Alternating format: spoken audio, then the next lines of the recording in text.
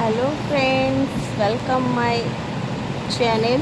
Skip করবেন না, ভিডিওটা পুরো দেখুন।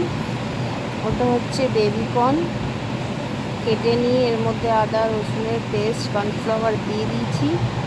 কড়ার মধ্যে সাদা তেল দিয়ে দিলাম। দেওয়ার পরে এখানে হলো পেঁয়াজ কুচি, ক্যাপসিকাম কুচি আর লঙ্কা কুচি অ্যান্ড টমেটো কুচি আমি দিয়ে দিলাম। কুচানো হয়ে গেছে। এবার আমি কড়ার মধ্যে বেবি কর্নগুলো ফ্রাই করে নেব। বেবি কর্নগুলো ভালো করে ফ্রাই করে নেব।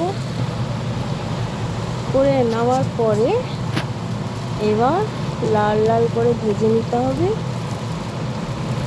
দেখবেন ক্রিস্পি লাগে, দারুণ লাগে খেতে। ঘরে ট্রাই করে দেখবেন, তবে আপনারা বলবেন। স্কিপ করবেন না, ভিডিওটা পুরোটাই দেখুন আপনারা। আর তারপরে ভালো করে ভেজে নিয়ে তুলে নেওয়া হয়েছে। ওই তেলের মধ্যে পেঁয়াজ কুচি দিয়ে ভালো করে একটু নেড়ে নিতে হবে। পেঁয়াজ কুচি দেওয়া হলো, ক্যাপসিকাম দেওয়া হলো, দিয়ে ভালো করে ওটাকে নেড়ে নিতে হবে। আমার চ্যানেলে নতুন থাকলে সাবস্ক্রাইব করে দেবেন, তাহলে আপনাদের কাছে নোটিফিকেশানটা যাবে। এইটা হয়ে গেছে লাল। এবার দিয়ে দিলাম ওর মধ্যে কাঁচা লঙ্কা আর টমেটো। তারপরে 1 চামচ নুন দেওয়ার পরে ভালো করে নেড়ে নিতে হবে, যেন নরম হবে। নেড়ে নেওয়ার পরে ওতে এবার যাচ্ছে আদা রসুনের পেস্ট।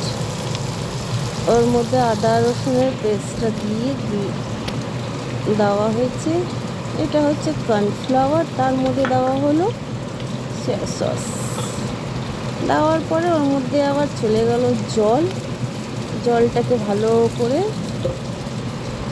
দিয়ে নেড়ে এবার কড়ার মধ্যে চলে গেল। দিয়ে ভালো করে এটাকে নেড়ে নিতে হবে। নেড়ে নেওয়ার পরে ওটা ভালো একটু গ্রেভিটা গাঢ় হয়। কর্নফ্লাওয়ার তো দেওয়ার পরেই ভালো করে একটু নাড়তে হয়, ছেড়ে দিলে ডোলা পাকিয়ে যাবে। এইটা হলো। একটু সয়া সস কম লাগছে, তো আরেকটু দেওয়া হলো।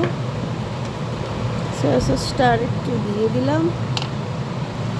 দেওয়ার পরে এবার হচ্ছে 1 চামচ গোলমরিচের গুঁড়ো, তারপরে হচ্ছে 1 চামচ লঙ্কার গুঁড়ো দিয়ে ভালো করে নেড়ে নিতে হবে।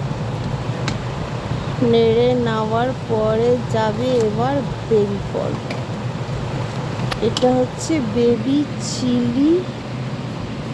এ দেখুন হয়ে গেছে রেডি।